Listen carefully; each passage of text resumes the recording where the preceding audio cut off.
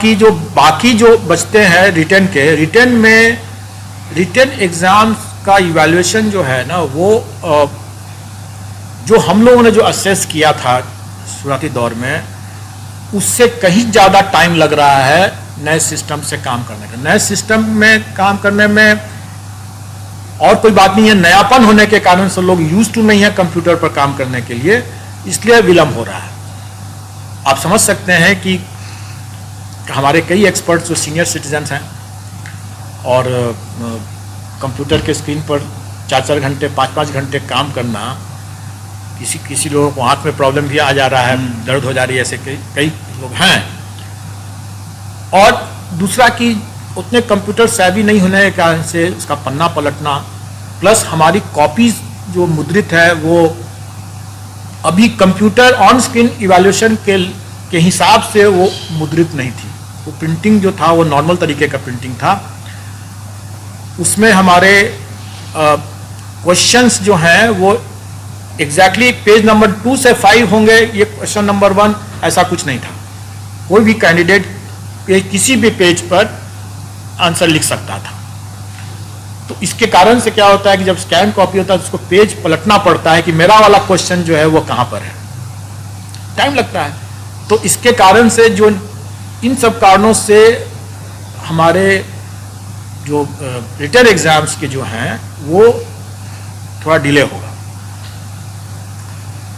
हम लोग उसमें कुछ हद तक उसको हम लोग कंपनसेट करने की कोशिश करेंगे इंटरव्यू में नंबर ऑफ बोर्ड्स बढ़ा करके। और अब जैसा माननीय मुख्यमंत्री जी ने कहा है कि हमारे मेंबर्स आज ज़्यादा आ जाएंगे, तो हमारा ऐसे भी बोर्ड की संख्या हम बढ़ा सकते हैं। और हम अदरवाइज भी हम नंबर ऑफ बोर्ड ज़्यादा बना करके हम इंटरव्यू फास्ट कर देंगे, सो दैट कि कुछ हम समय वहाँ पर बचा लें और हम इसको रिजल्ट को निकालें। और अगली बार के लिए जो कि 68 मेंस के लिए लागू हो जाएगा, इसलिए 68 मेंस के कैंडिडेट इस बात को समझ लें कि इस बार जो उनकी जो कॉपीज होगी, उस कॉपी में कौन से क्वेश्चन को किस पेज पर लिखना है वो फिक्स रहेगा। वो उसको उसी जगह पर लिखना है, ये नहीं कि वो कहीं और पर भी लिख देंगे, ऐसा नहीं होगा। कंप्यूटर से चेक करने के लिए, कंप्यूटर से ऑन स्कैन करने के बाद उसको हम क्या कर रहे हैं इस बार, मतलब जो ऑलरेडी 67 में हो चुका है, कि हम एक एग्जामिनर को एक पर्टिकुलर क्वेश्चन देते हैं कि आप इसी क्वेश्चन को सारे कॉपीज को आप इवैल्यूएट कीजिए।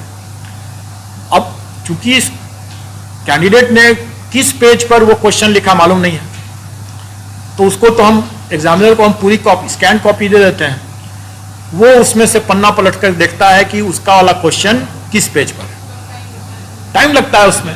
और जैसे कंप्यूटर साबित नहीं है, पन्ना पलटते पलटते कभी आगे बढ़ गया, फिर पीछे जाएगा, तो एवरीथिंग रिक्वायर्स टाइम ना, तो उसमें काफ़ी टाइम बर्बाद होता है, उतना नहीं है। तो अभी हम लोग क्या करेंगे, जो कि 68 में उसमें कॉपीज में फिक्स्ड प्लेस पर क्वेश्चन रहेगा कि इसी जगह से आपको लिखना है, मतलब उतना ही दूर में आपको लिखना है, जैसा कि और भी एग्जाम्स में यूपीएससी भी सेट करता है। 67 में अलग था, ये नहीं था कि किस पेज पे लिखना है। अब 68वीं से हो जाएगा, क्योंकि अब हम देख रहे हैं कि ऑन स्क्रीन में लोग अभी जैसे यूज टू भी हो रहे हैं, तो थोड़ा थोड़ा स्पीड बढ़ भी रहा है। और अगर हम 68 में जैसे कॉपीज इस तरह से अगर हम मुद्रित कर देंगे तो आसान हो जाएगा। फिर हम एग्जैक्टली वही वाला पेज देंगे जिस पेज पर उनका क्वेश्चन है। नहीं लंबा नहीं समय लगेगा।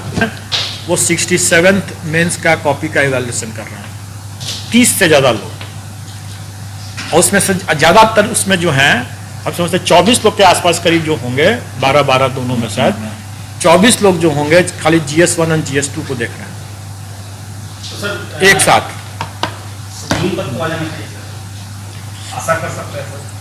देखिए अभी तो हम उसको TBD ही लगाएंगे, टू बी डिसाइडेड, क्योंकि जब अभी हम लोगों ने जो आंकड़ा बनाया कि इतने प्रश्न होते हैं, इतने कॉपीज होते हैं, तो करीब 3 लाख टोटल हो जाते हैं। उस 3 लाख में हमारा 1 लाख हो चुका है, और मुझे उम्मीद है कि जब यूनिवर्सिटीज़ में अवकाश पर जाएगा, समर वेकेशन जब जाएगा, तो उस समय थोड़ा और स्पीड बढ़ेगा। तो हम लोग अभी वेट कर रहे हैं उसके लिए भी कि मई और जून तो निकल ही जाएगा, हम समझते हैं। मतलब उसके पहले आने की हम लोग भरपूर कोशिश करेंगे, लेकिन शायद हम लोग उस समय तक नहीं निकाल पाए, आगे जाएगा। लेकिन अभी उसमें कुछ भी कहना ठीक नहीं है, क्योंकि ये कोई मशीन नहीं ना है, ये कोई मशीन नहीं है।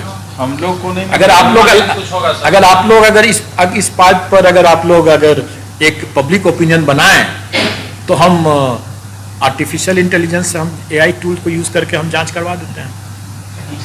कई जगहों पर ये पाया गया है कि एआई टूल्स को यूज करते हुए डिस्क्रिप्टिव आंसर्स का इवैल्यूएशन करना ज़्यादा कंसिस्टेंट है, क्योंकि अगर कोई एक आदमी आज अच्छे मूड में है तो हो सकता है कि कल वही आदमी,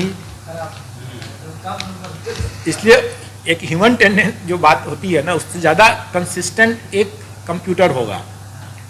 और आप लोगों ने यूज़ करके देखा होगा चैट जीपीटी वगैरह, कभी आप लोगों ने यूज़ किया है क्या?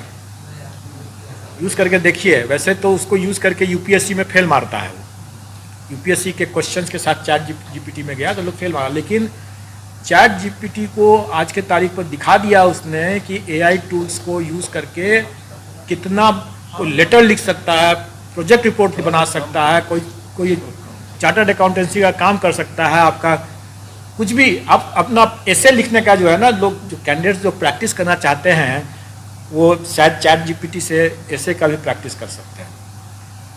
कहने का मतलब यह है कि एआई टूल्स आज समय की मांग तो है हमारी, अभी हम लोग शायद उसको करने के लिए उतने उसकी उतनी मतलब एक्सेप्टेबिलिटी नहीं होगा, लोग उसको स्वीकार नहीं करेंगे।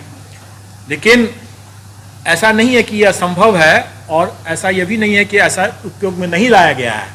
कई विद्यालयों में आप गूगल करके देख लें, इंडिया के अंदर में कई यूनिवर्सिटी के एग्जाम्स वगैरह में ऑलरेडी एआई टूल्स को उपयोग किया जा रहा है। आप देखेंगे, मैंने अभी हाल में भी देख रहा था, eklavya.com करके आप देखिए, उसमें भी आपको मिल जाएगा।